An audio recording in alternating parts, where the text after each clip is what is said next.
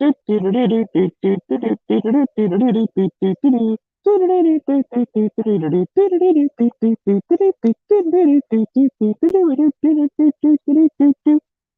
right, welcome to the Smeggie Cave. How's everyone doing today? Playing with my doggies. If you want to join in, link is over at Gilded, over on GWeb server in the lobby room. What's going on, Scott? How's it going? So, purpose of the show today, I'm hoping for a lot of viewer participation. If you saw in the title, let's buy a red dot. So, my buddy just bought his first AR-15, and now he needs a red dot for it.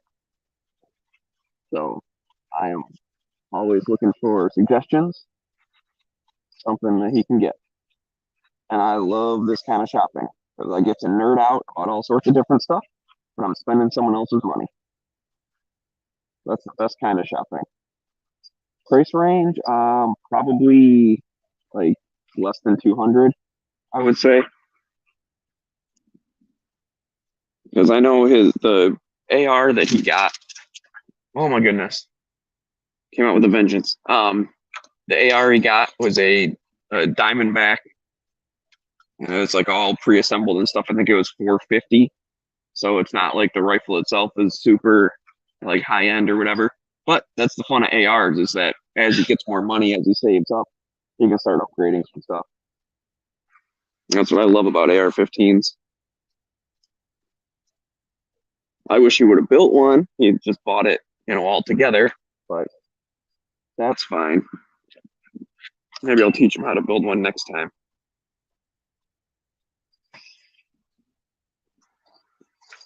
So I guess that can be part two once we figure out the red dot is part two is what are some upgrade things that are fun and cool.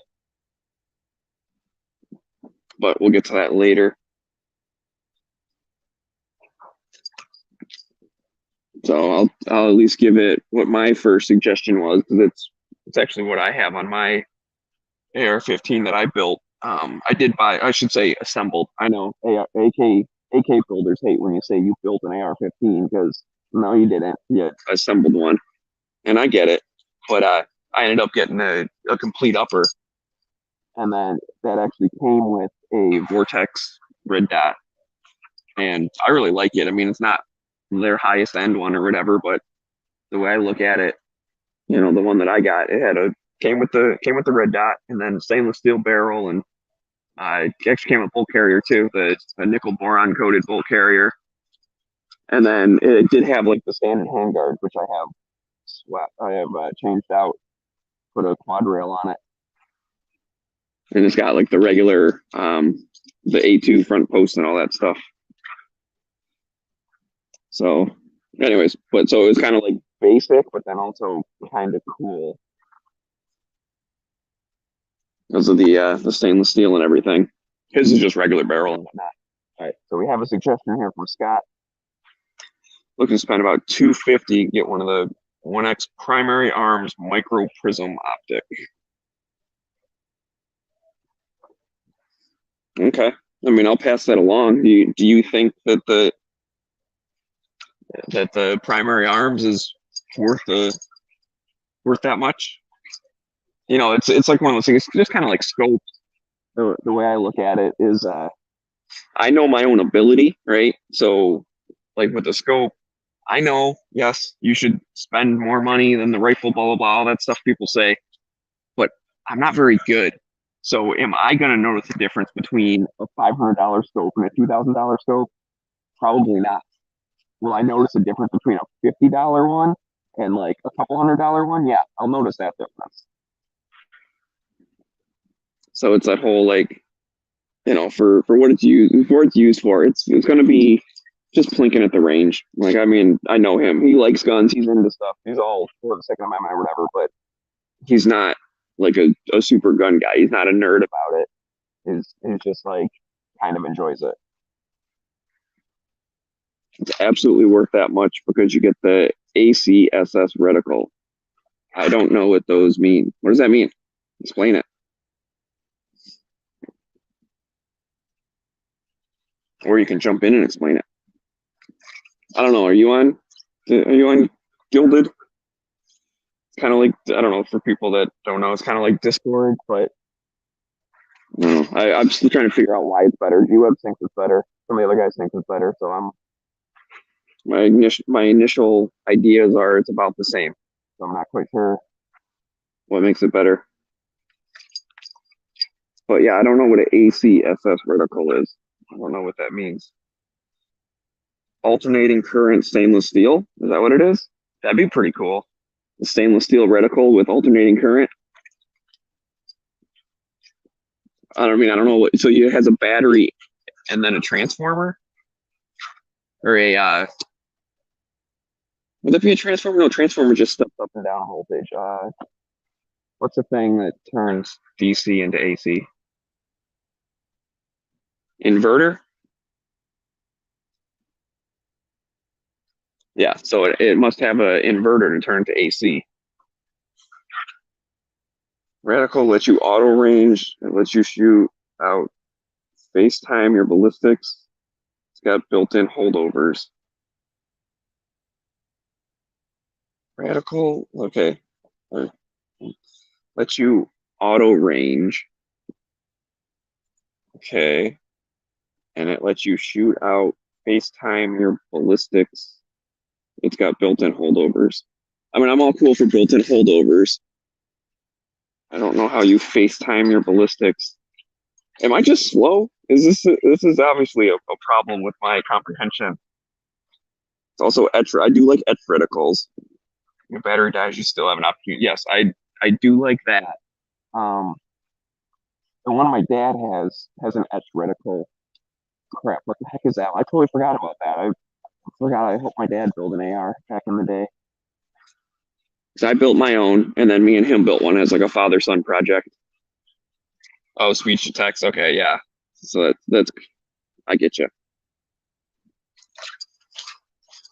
It doesn't. Yeah, it doesn't always understand stuff.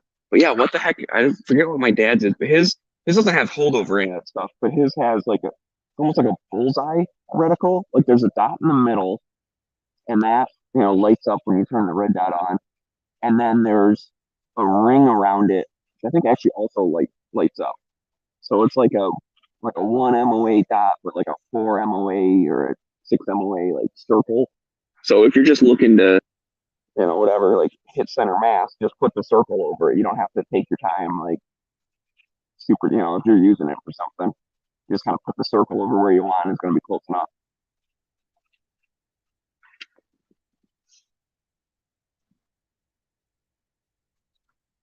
It could be, but I don't think it is a primary arms because I like that name didn't jump right to my head out of memory. But heck if I know, man, my memory's going.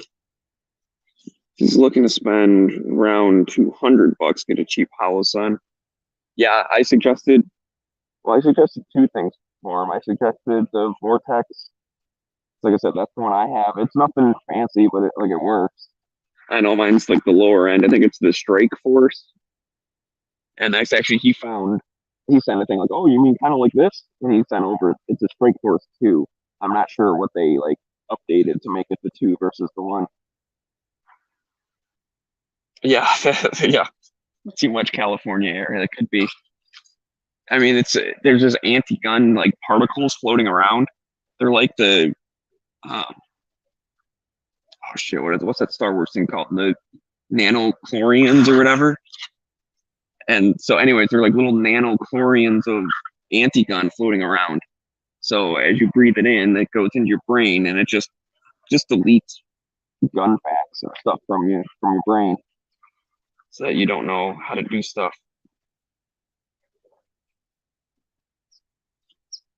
But yeah, I remember liking the Holosuns. I saw them at it was NRA show and would have been SHOT Show. Like I talked with the people, and they were really cool people. And that's probably not the best way to judge a company based on their sales rep, whose job it is to like be cool people and sell their product. But I remember really liking them. So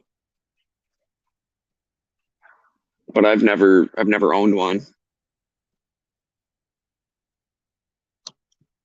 And I give two types of advice. I give advice on stuff that I've already used, so I have firsthand knowledge, and I give advice based on what like gun channel people tell me because I figured they've been around stuff, they know things. So that's why I was hoping for lots of viewer participation, and I appreciate you, Scott, for helping me out.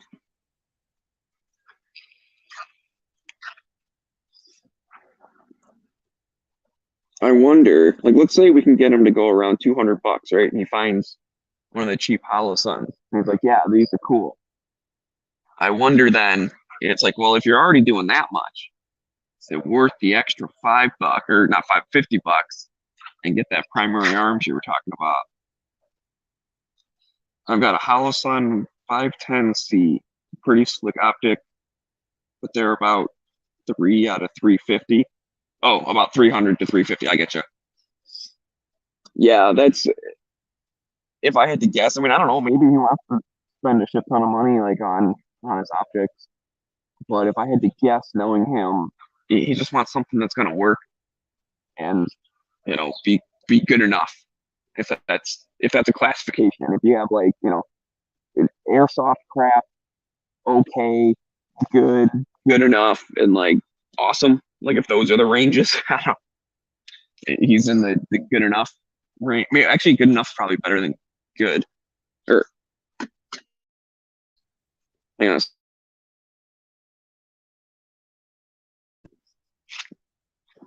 I didn't want to yell at my dog and blow your guys' eardrums out.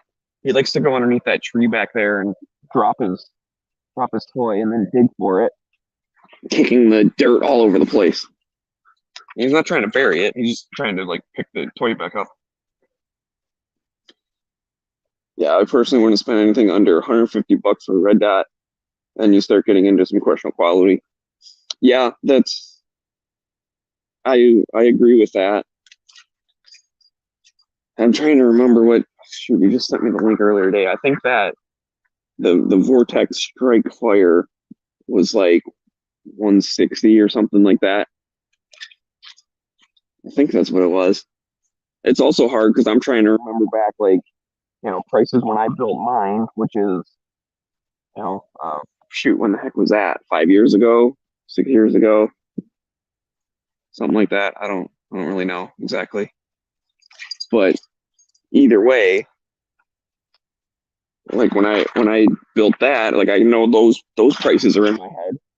But one, just regular old inflation, everything costs more, and then two, specifically like gun prices going up is definitely a thing. So I'm trying not to be that guy of like, well, back in my day, that was only $40. But also then it makes it kind of hard. I haven't really looked at like building ARs in a while, like being super nerd, comparing all the parts and prices and all that stuff. And if it's just like computers or whatever. If you don't stay up to date with it, all of a sudden you're just like way out of the range of what it should be.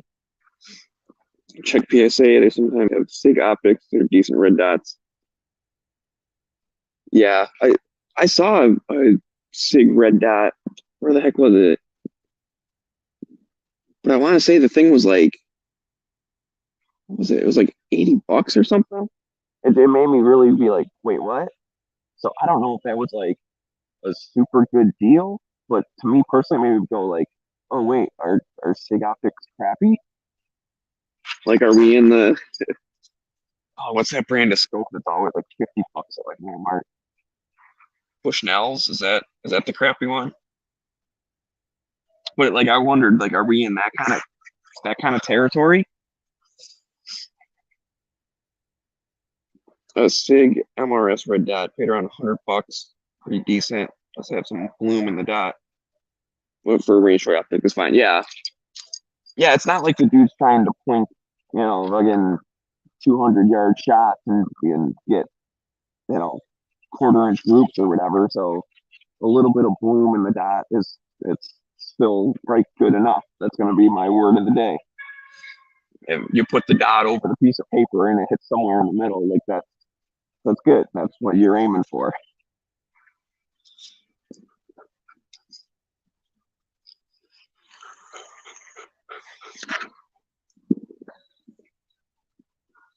So, and then I mean, so his the thing he got, it's a complete like flat top, right? So there are no sights at all on it. And I personally believe in iron sights, like for sure. I mean, even as a range toy, like you don't even have to go full zombie apocalypse mode to be like, well, if your red dot is messed up, that's just gonna ruin your day at the range. But if we're talking the one with the etched reticle, then that is fine. It doesn't matter if your battery dies or whatever. At least you can still use it for the day. I personally always carry spare batteries on me anyway.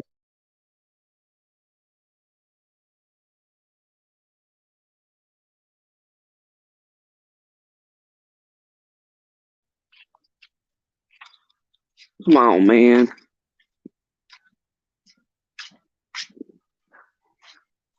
Sorry, had to go yell at him again. But anyways, even for range stuff, I have backups. But I will definitely I'll check out that primary arms and send them over a link to it or whatever. That sounds pretty cool. Or maybe, ooh, here's an idea. I could buy that for myself, and then I give him my vortex.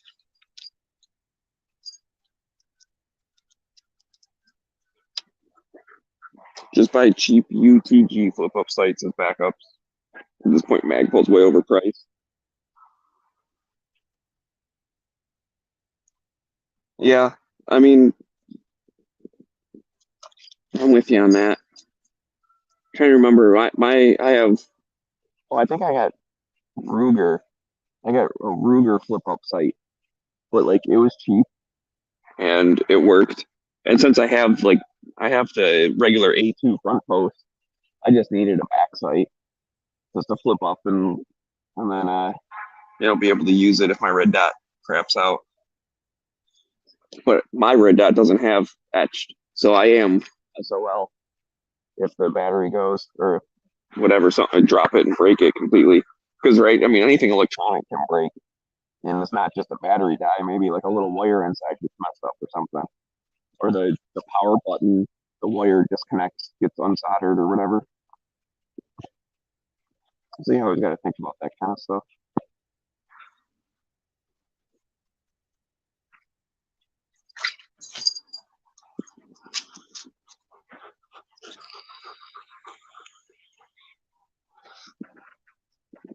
But I kind of like the idea of buying myself a new one and then passing along my old one. That'd be pretty cool.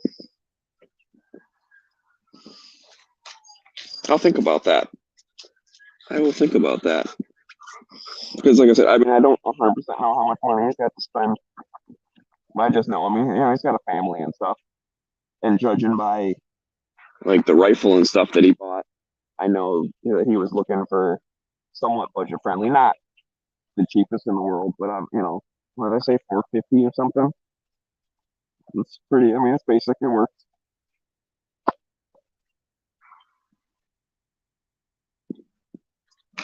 Yeah, I'll check out that primary armor for sure. It sounds pretty cool. Yeah. So,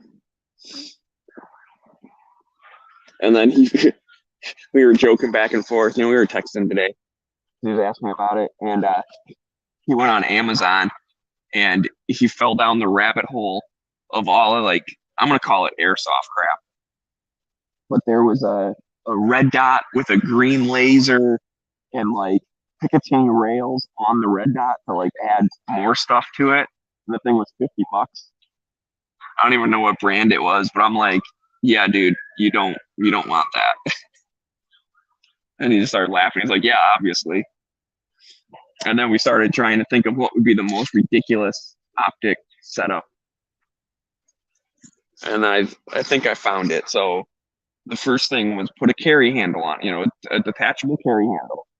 So put that on, and then on top of that, they had a scope mount, and the scope mount had like three Picatinny rails on it. So I was like, get the scope mount and put, a cheap scope into it, and then put the red dot on top of that. So you basically have to like lift your head up as far as you can in order to even see through the red dot because it's already on top of a carry handle on top of a scope. I'm like, and then like on the side, you could put a 45-degree mount backup iron sights, and then the other one have like a flashlight laser combo. And then we just started going down the rabbit hole of mall ninja type stuff. And then he found the chainsaw bayonet. I was like, yeah, you definitely need a chainsaw bayonet.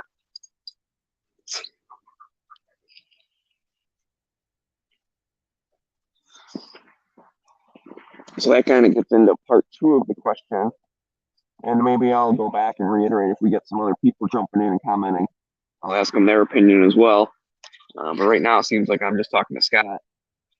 But okay, so now after that step, what types of things would you upgrade? Like, over the years, as you save up money, what are some of the things that you would upgrade?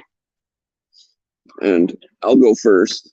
The first upgrade that I recommend pretty much almost anyone do with an AR is swap out the trigger for an ALG trigger. Because the ALG, it's like the mil spec ALG trigger or whatever, combat trigger or something. Um, Basically, I think they're like $60. The improvement between those and just like the regular like mil spec trigger you just get in like a basic, complete lower kit type thing. The improvement for only $60 is got heads and shoulders above like what the regular one is. That wasn't the first thing I did to my AR, but as soon as I did it, I was like, oh, this should have been the first thing I did because it just makes it that much more enjoyable. And like I said, I'm not one to be like, super crazy. I'm not necessarily very good. So am I gonna notice a friggin' $300 Geisley trigger? Like probably not. I'm sure it's nicer, right? I mean, I've pulled triggers that are in that realm that are nice, but is it really going to like affect my enjoyment of using the firearm that much? I don't think I will truly enjoy what it is really capable of. But that ALG trigger for $60, again, these are old prices. Maybe they're expensive now. I don't know. But either way, like the amount of improvement you get for that little price, I think is totally worth it. But it's also like, hey, dude, you just bought this thing. Now buy all this other stuff for it. Like, I get it. You don't, that's part of the fun. But also, if he was that kind of dude, he would have built it himself to begin with, right? Which is what I would have encouraged him to do. But he didn't want to deal with it. He's one of the people, I don't know. It's a confidence thing. And I remember the first AR I built, it wasn't even for me. I built someone else's, and the two of us were learning together. But at least part of me was like, well, if it gets messed up, at least it's not mine. Like I'm just helping him build it. So the responsibility is on him to do it right. But obviously I wanted to do a good job. But I was nervous. I was scared. It's like I'm building a thing that controls an explosion, and you get the thing of like, oh, what if one little pin isn't in the right place and the whole thing blows up? Now, after I did it, I realized that's not really a concern. It's really not that hard to do. I mean, with the two of us putting that thing together for the first time, and that also, I will admit, that also was a complete upper. I've never put an upper together. I don't think it's necessarily that much harder, but there's just a couple of things you want to make sure you do right. But either way, that's where you go check out some of the old school Dead Horse videos. I haven't seen him around very much in a while, but that dude used to build like an AR a day on live streams just in the background because he's talking. And he's got tons of tips and tricks. PA Reloader, what's up, man? How's it going?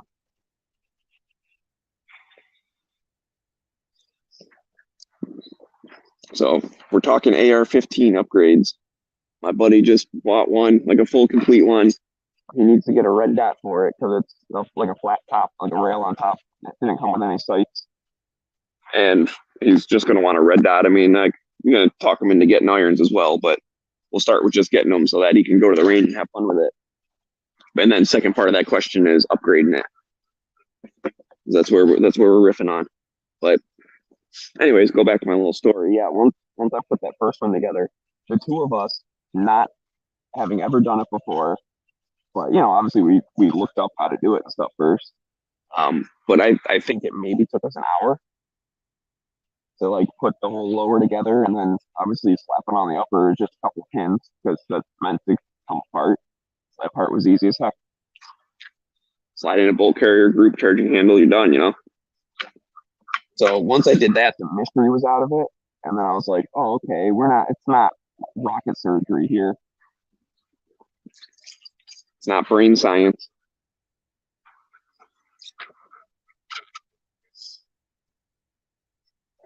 And then I built mine for myself, actually with that same person helped me.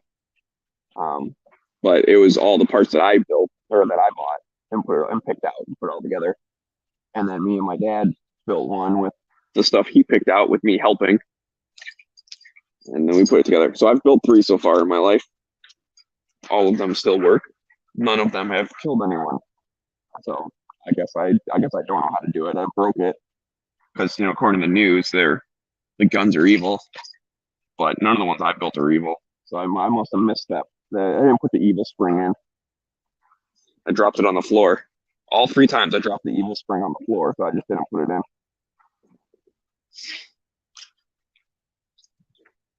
All right, Scott's saying upgrade triggers to buy a BCM nickel Teflon coated one.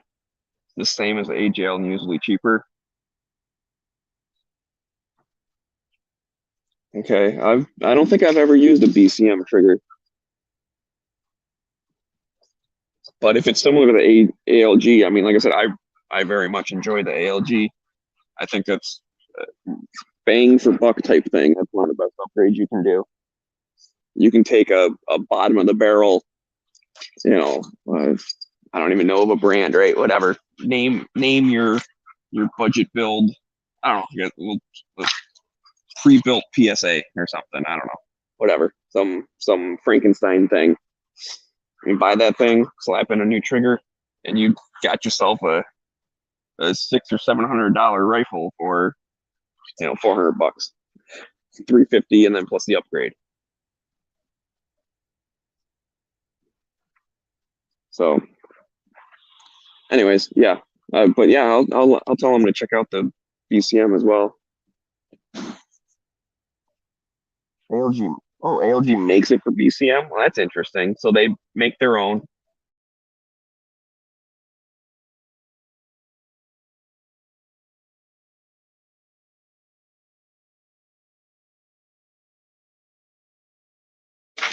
See what I have to live with?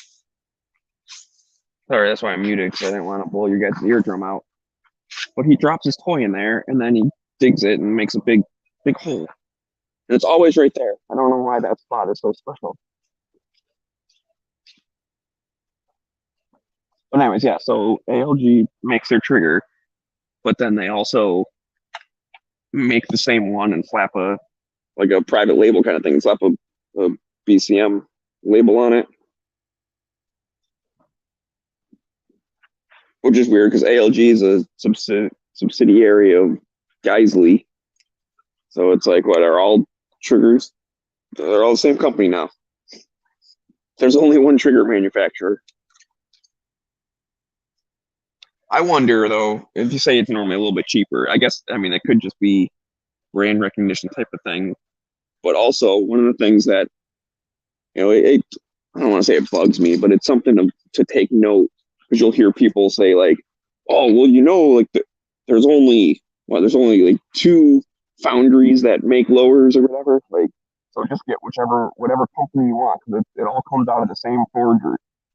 It's like technically, yeah, but like there's a reason that like a Spike Tactical is more expensive than an Anderson. It might come from like the same company makes it, but as they make it, they kind of rate like if this one has a couple like minor imperfections or whatever, well, then they toss that in the Anderson barrel.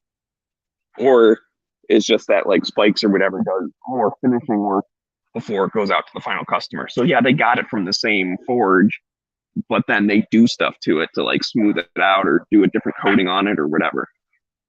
And that can happen sometimes with companies that make like label brands for other brands. Oh, I'll get this blah blah blah whatever. It's made by like the same company that's like the big name brand. Technically true, but it might be that they toss the ones that are a little bit off. They go, well, these are the ones we're going to label this and sell it for cheaper. Oh, they're not the same company anymore, huh? Or they're not part of them anymore. I didn't know that. Man, you're just a wealth of information, Scott. Thank you. ALG got, or the wife got ALG in the divorce. I met her. She's a nice lady. What show was that at? I want to say it was NRA show. I think it was the one in Kentucky, but the two booths were right next to each other.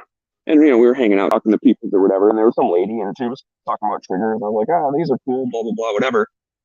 And then she was like, "Yeah, this is my company, or this is my husband, blah blah blah." I was like, "Oh, okay."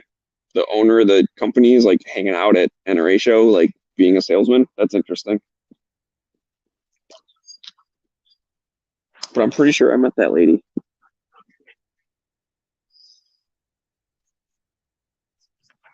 So, anyways, that would just be the only thing. Like I said, I don't really know much about BCM triggers, but it's possible that ALG makes the triggers and then they go, oh, the out of these 10, like these three are not quite up to our standard.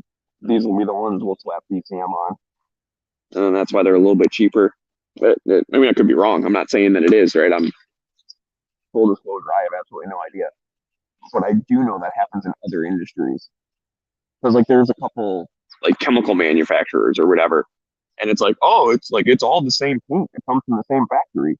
It's like, yeah, but when they make a batch, like if it's a good batch, then it's a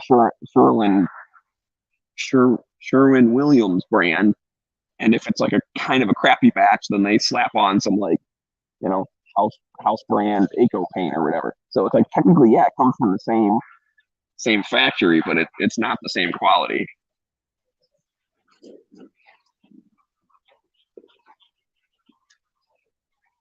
And like I said, that's the same thing with like the AR-15 lowers. What's another one of the cheap ones? Olympia or Olympic or something. That was actually that. It's something like that. Olympia or Olympic. But anyways, that was the first AR that I built that I didn't pick out all the parts or whatever. I just helped put it together. And that was the thing. It was like, oh yeah, this thing's super cheap, and it comes from the same forge as all these other ones. Blah blah blah. It comes from Colt themselves. Blah, blah, whatever the thing was.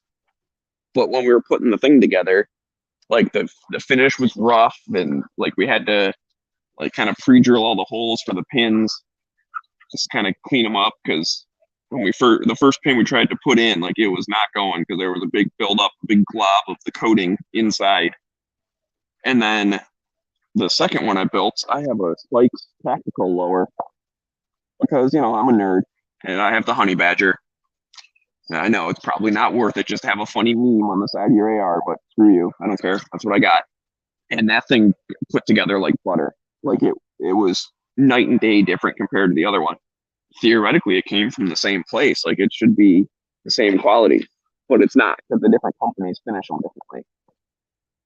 So it's just something to keep in mind that sometimes you do get you do get some benefit going from one brand over another, even if the initial manufacturer is the same.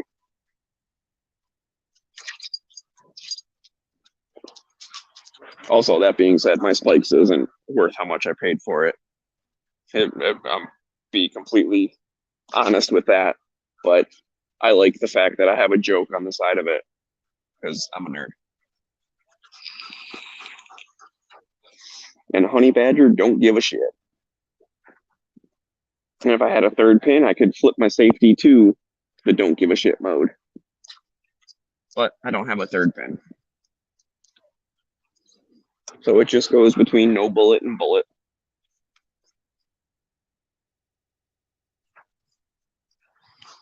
All right. Anyways, there was some. Let me scroll up here. Because I know Scott had said something else about upgrading. He said that's the trigger thing.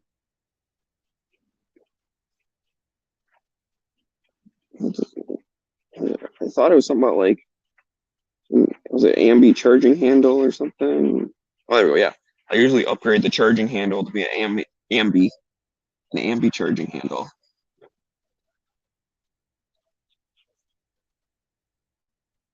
Exactly. If it runs, it runs. That's correct. Okay, so that's another suggestion for upgrade down the line as people, as my buddy can save up money and do some stuff. What's one suggestion is go to an ambi charging handle. I don't know. I don't have an ambi. I just have the regular one, like it's just the original one that came with it. I guess you'd say the mil spec one or whatever. It's normal. But yeah, that one's cool. I ended up going. I've upgraded my safety. I went to an ambi safety because sometimes, sometimes it's easier to use your thumb. Sometimes it's easier to use your finger on the other side. So I kind of like having that option. And it didn't hurt that it was a cool, um, like anodized blue. This is what I also changed out my mag release and my trigger guard from Strike Industries. But I will admit those are all purely cosmetic. I like having, it's all black gun with the stainless steel barrel and that little touch of blue. Oh, it just kind of sets it apart a little bit. Sometimes you need a little flair. So although those are upgrades you can do, I definitely put that low down on the list of upgrades to do. It's not something you have to do, but it can be one of the first upgrades people do because I think that mag release button was $5 or something. Like, you might as well. Not that you're getting more performance out or anything like that, but it looks cool, at least in my opinion. And for $5, why not? Easy to change out and takes you 5 minutes, $5, 10 times looking cooler. That's math.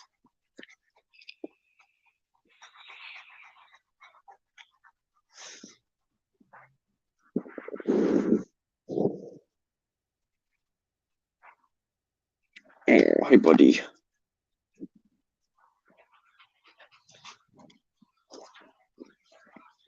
So I'll see if any of you guys out there have other suggestions.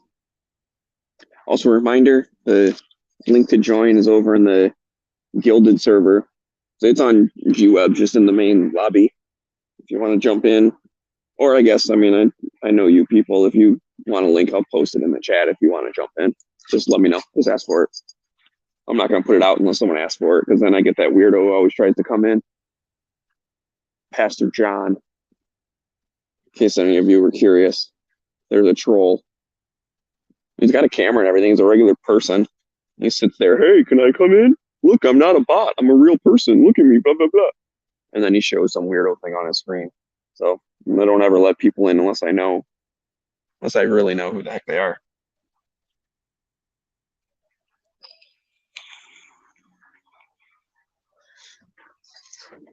All right, it's a P8 reloader saying he's got a buddy with a few ARs with polymer lowers. I'm not sure how you feel about them for durability. Like the takedown points would be a weak link. Yeah, I share that concern with you. I mean, I don't have a polymer.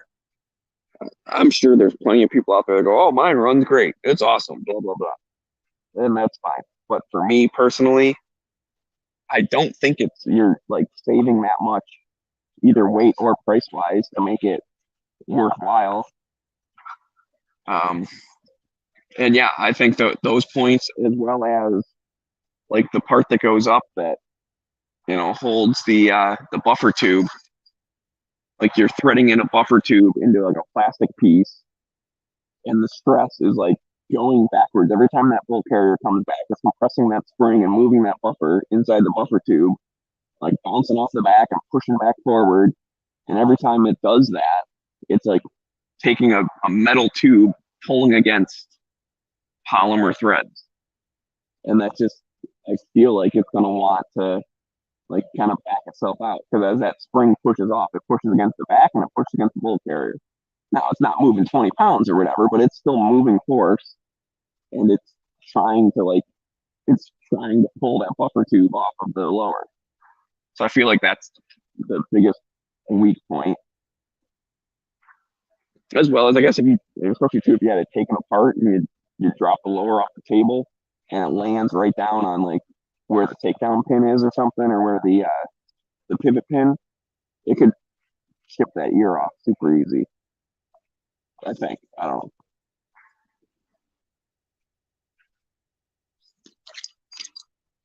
That's just yeah.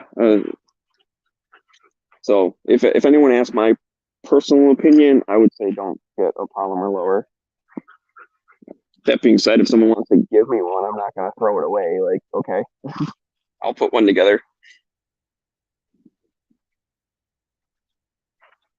What's going on, Tread? Saying you jumped in late. Yeah, you you're right on topic of well, oh, when is that? I'll turn my camera off. You're right on top of what we're talking about. Building an AR, or in this case, buying an AR like complete, and then upgrading as money gets saved up and whatnot.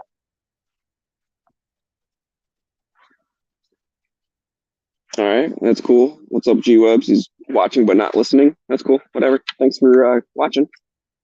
I'll wave my hand. Woo! Anyways, so jumped in. Let's see. So going back to tread, extended takedown pin, stock and grip. Love the DD stock and grip, and then optics. Yeah, we were talking about red dots earlier there, tread. Because he doesn't have any way to use it yet. Because it's like a flat top. He doesn't have iron sights, and he's probably just gonna buy a red dot because that's what he would use most anyways. So that was the original part of this topic was suggestions for kind of budget friendly but not crap kind of optics. I had suggested the Vortex, so that's like I don't know, whatever it is, 160, 170 bucks, somewhere under 200. We got a suggestion for the primary arms, which was 250, but at least that one has a reticle that came in from Scott. He's suggesting that. Hang on, let me go yell at my dog for a minute.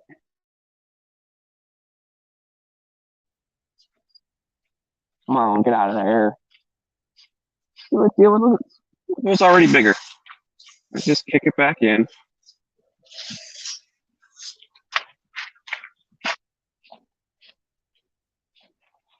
It's all cute till he starts digging.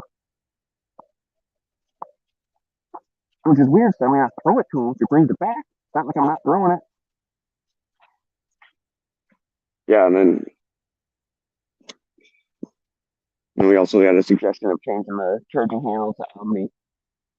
I mean, I guess that's like I said, I'd probably put that one kind of low down on the list. I don't really care that much. Same thing, like a bad lever. I'm trying to think if I've ever even used one, but I'm not necessarily sold on that. I don't know that it helps that much.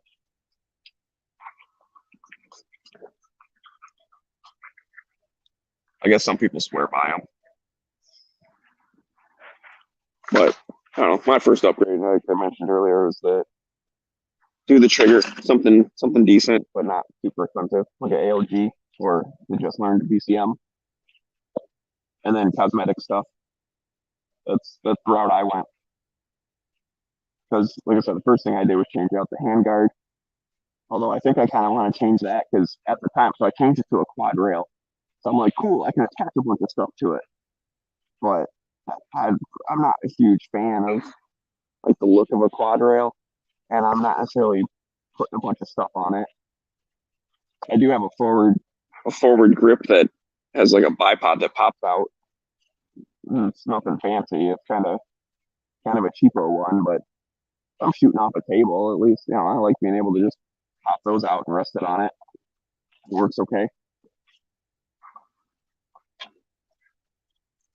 But I think if I were to do something different, might change out the handguard to just something that looks a little nicer, uh, like an M lock. I don't know, Keymat, I don't really like that much, so probably I'd go with an M lock, and then just get the attachment for that. Like if I want to put a flashlight on it or a bipod or whatever, you just get the thing that has that as a mounting option.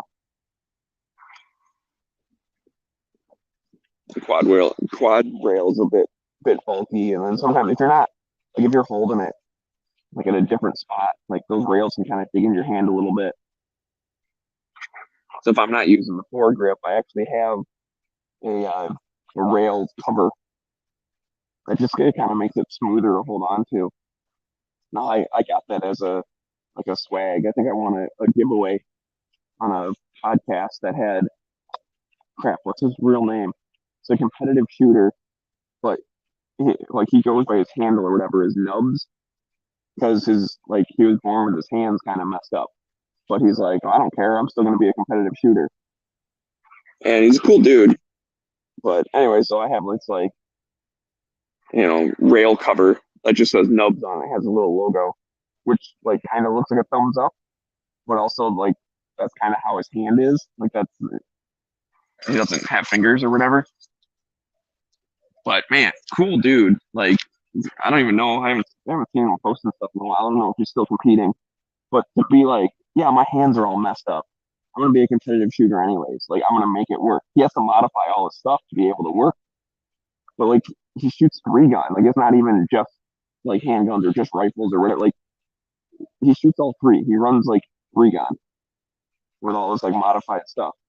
And he found ways to make it work. He can still do fast reloads and all this stuff. He's cool dude. And then I get sad because he shoots way better than me. But that's okay. He puts more time into it.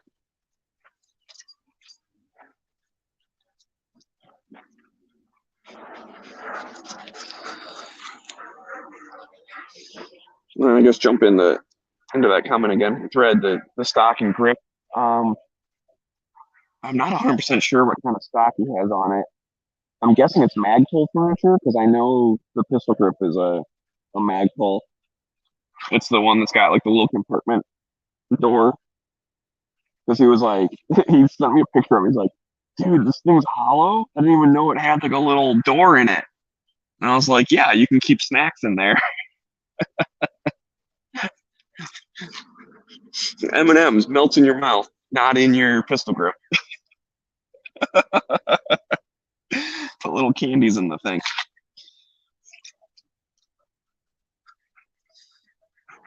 But I mean, I know people that will keep stuff in there, and it's like a like prepper kind of thing. Oh, like keep extra batteries in there for your red dot, or people keep like a friggin' bolt or a firing pin or something in there. I think I got mine. I got these little like giveaway like little tubes of like a cleaner lubricant kind of thing, a little oil, and it comes in like the perfect size to fit inside the pistol grip. Just a little squeeze tube. You break off the top and like use it once kind of thing. But I figured I'd toss that in there because I don't know what if I'm at the range or something. But see, I keep stuff in my range bag too. Like I'm super prepper when it comes to that kind of stuff. Like so I would just keep all my stuff in my range bag, and I'm gonna have my range bag with me if I'm going out. Obviously, if I'm at the range shooting, I don't necessarily set my stuff up to go zombie apocalypse or whatever.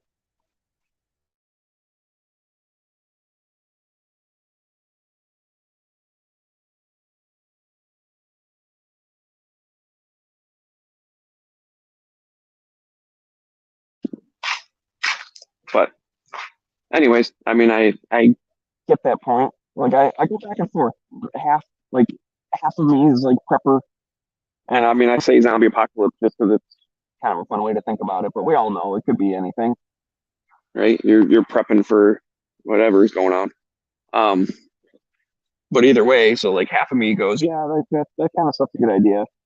And then the other half of me goes, well, realistically, what am I going to use this for? Like, I'm going to have my range bag. I'm going to have my truck, or I'm going to be like up north, like at my house. They have a range in the backyard. So if something breaks, like absolute worst case scenario, if something like breaks totally bad, well, I guess I'm done shooting for the day, like or for the weekend, until I can go home or buy a part that I need to fix the thing. That's absolute worst case scenario. Best case is I have an extra spare thing like in my range bag and just swap it out. I'm good to go. But that being said, I have that little squeeze bottle thing in the pistol grip. Suppose maybe someone needs a little couple drops of oil or whatever. Oh, the thing's kind of working, but it needs to clean it up a little bit, oil it. Okay, I'll do that real quick right there on the range. We gotta take it home and take it all apart.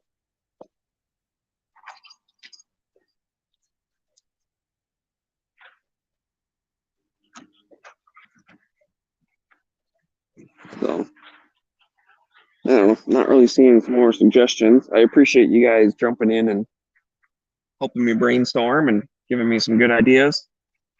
But I think I'm probably gonna shut this down. The dog's getting hot. It's gonna go inside, get him some water. And yeah. Anyway, so yeah, I'm gonna shut this down. Thanks everyone for listening. If you're listening in the future, drop some comments. You know what I'm looking for. I've repeated it 20 times already. And you guys have a good one.